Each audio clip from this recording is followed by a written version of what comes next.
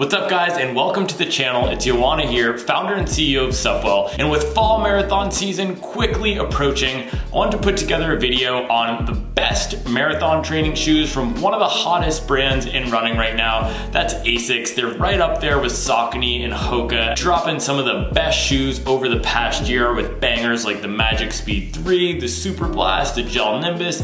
They've just been on a tear. So without further ado, let's get into the best Asics to help you hit that PR this fall. Let's get into it.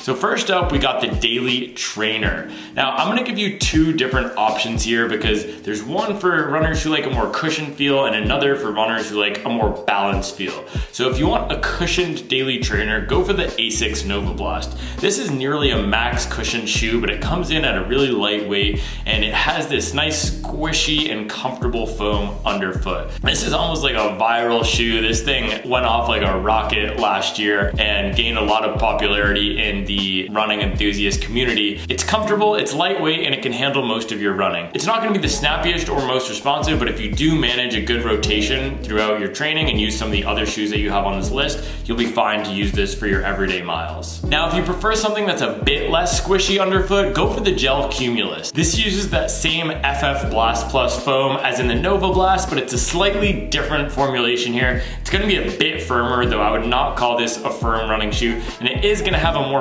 flexible feel. So if you want something that's closer to a standard Daily Trainer like the Nike Pegasus or the Adidas Audi Zero SL or the Saucony Ride, then go for the Gel-Cumulus. It's gonna have a nice balanced ride and will be great for those everyday running efforts.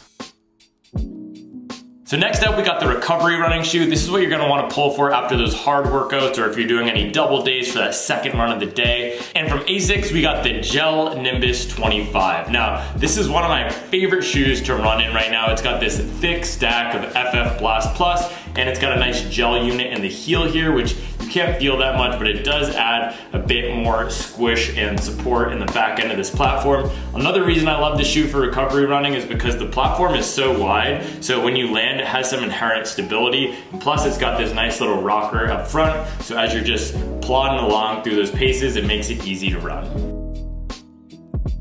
Next up, we got the interval training shoes. So if you're tackling any 6x800 type of workouts or mile repeats, you want something that's snappy, lightweight, responsive, and maybe even plated. From Asics, we got that Metaspeed 3. It's got a full-length carbon fiber plate in here. It's very lightweight at 7.7 ounces for that US men's sample size 9, and it uses the same foam that's in the Nimbus, the Cumulus, and the Novablast, not Asics top-tier racing foam that's in the Metaspeed series. But here, that softer foam being reinforced with that carbon fiber plate provides a really nice snap to it. And previous versions of the shoe were a bit on the firmer side. Now with them switching up the formulation of this foam, it's a really solid shoe and it's gonna be a nice track day companion for any of those shorter, faster efforts to help support your VO2 max development.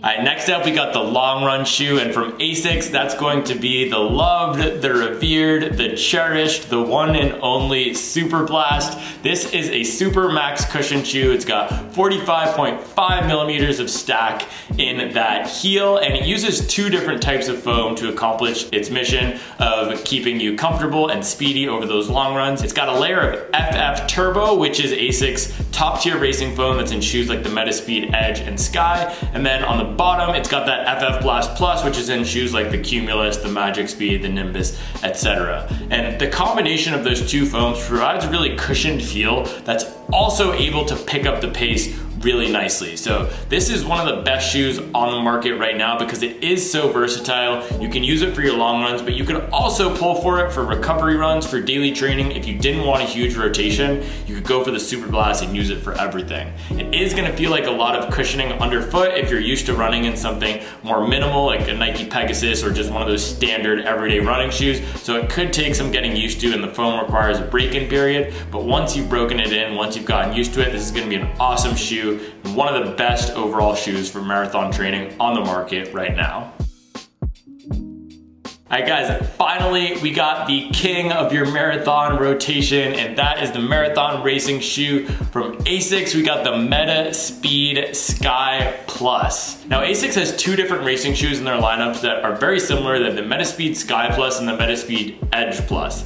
The main difference is the geometry of that carbon fiber plate that's in the midsole, and also the stack height in the heel and the forefoot. So the Sky Plus is designed for what Asics calls stride runners, which means when you go faster, you're increasing your stride length, you're opening up your legs, and you're taking longer steps, versus the Edge, which is designed for cadence runners, meaning you're taking more steps per minute as you're pitter-pattering your way to a PR. The Sky tends to work well for more people, even though it's designed for those stride runners, because it has a thicker layer of foam in the forefoot, and it allows for a good toe off no matter your stride pattern. It's gonna feel a bit more cushioned and a bit more responsive at those marathon efforts. Now, if you have a specialty running store near you that carries both, you can try the Metaspeed Sky and the Metaspeed Edge to see which one works for you. But if you're only gonna pick one and go with it, I recommend the Sky Plus. It usually works well for most runners.